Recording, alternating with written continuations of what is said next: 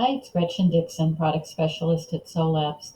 Today I'd like to give you an overview of our Laboratory Investigation Request Process app called the LIR app. It is one of our off-the-shelf offerings, P0055. First, let's take a look at the process roles that come with this process app. There are 5 of them that you can give to the appropriate people. There is one for the laboratory investigator if a laboratory investigation is required, one for a manufacturing investigator if a manufacturing investigation is required, one for the QA approver throughout the process, one for QC if testing becomes necessary, and one for a reviewer throughout the process. So let's take a look at a completed process to give you the overview. I'll go to the process section, and let's use our navigation to search for an available completed process.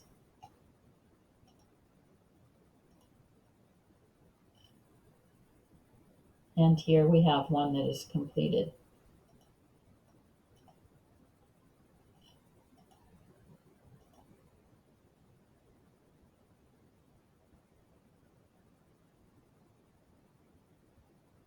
As with all of our process apps, you can see the process values table. Each listing corresponds to a workflow step on the flowchart. We have a flowchart, like with all of our other processes, that can be used as a reference for the process workflow, and also in an active process, you'll see highlighting of the step that you are at. So you'll see quite a process here where you can have in parallel manufacturing investigations and laboratory investigations, or one or the other, whichever is necessary given the situation. So let's look here at some of the process values, and we'll talk about the metadata fields for each of these steps. First of all, at the initiation step, that's where much of the information is entered about what happened. So once you initiate a process, it will get its unique ID. You can give it a title, and there will be a testing type to choose from. In this case, I chose process, but it could be a process, stability, finished product, whatever testing type there is. Then you'll enter lot numbers that might be affected, the product or material, and part number. And these come from a list of values in EDI tables that we work with you to create, so that if you do put in your product name, it will come up with the appropriate part numbers. Also here you see stage. Where you see stage 1, that means a custom list comes with this that is generic, stage 1, 2, 3, 4. You can revise that wording to be your own stages, whether it might be a bulk solution, filled product, etc. Again, material type, strength, packaging configuration, those all come from EDI table values that are specific to you, and we help you create those so that if you put in a material type, the appropriate strengths and doses will come up for that, as well as the packaging configuration. So it will be specific to your company.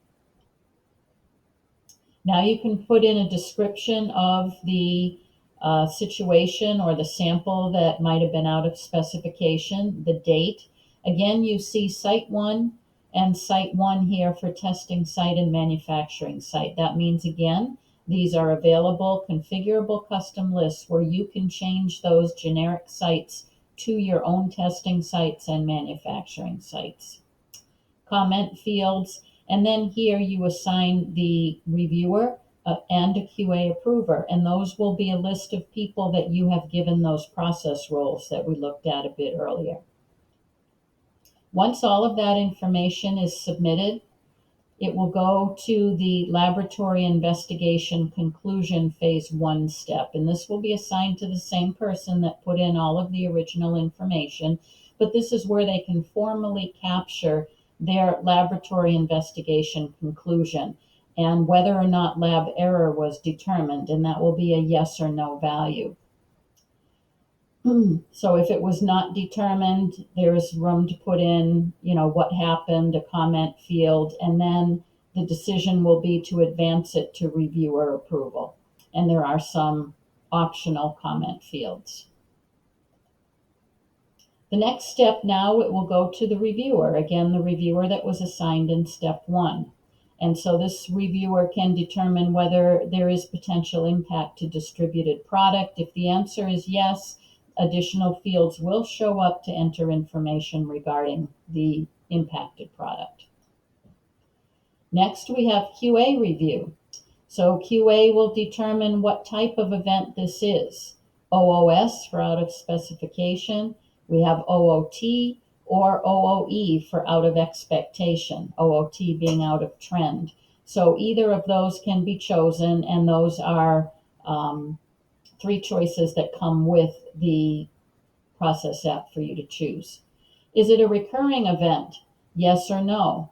And if yes is selected, there might be more information that you need to enter regarding that. And now the decision, is a phase 2 investigation required? And if the answer is yes, there will be the opportunity to assign the manufacturing investigator, and that will be the list of people who have that process role. Also the laboratory investigation. So now for this phase 2, you're going to choose whether or not you have manufacturing, laboratory, or both happening. And assigning the investigators for each, a due date, and then the decision for approve will launch this into the investigation workflows. So these will happen in parallel, as you might have seen when I opened the flowchart. So the manufacturing investigation and the laboratory investigation have very similar data entry fields, where you can talk about the investigation plan, whether or not root cause was identified, describe what is going on. And again, here you see some categories for root cause analysis. So this, again, similar to our deviation process, the root cause categories will be the man, machine, method, and you can choose one or more of those, and then you'll get a subcategory where for each one you can define those values. Those are configurable custom lists, just like with our deviation process, and actually those lists are shared. You have a conclusion and then a decision when the investigation is completed. Now, this will stay with the manufacturing investigator until all secondary tasks are completed as required. But at that point, they will be able to make a decision that the investigation is completed. And the same thing is happening with similar fields during the laboratory investigation, the root cause, and in this case it was no, but it would have the same root cause category fields to fill out. When both investigations, or one if only one is needed, are completed, it will go to QA approval of the investigation. And at this point, the QA approver can open up any of these prior steps, see anything that was put into these steps, and make some more decisions about potential impact to other batches, whether or not additional testing might be required. And if additional testing is required, then it will go to someone who has that QC role assigned to them. And finally, when everything is completed, if there was additional testing, we will go to interpretation of investigation results and release. And this is where the QA approver will decide here whether material review board input is required, whether the final decision is that the result was confirmed or not confirmed, and then the release decision regarding the batch and the rationale for that. So that gives you a flavor of some of the things you can enter at each of the workflow steps. Again, you see a related item here, which is a secondary task, but you have the ability to link documents, link processes, initiate a process from within this, and also print a summary report like all of our other process apps. So I hope you liked this short overview of the LIR process. There is a very detailed user guide in the knowledge base if you'd like to have more information on it.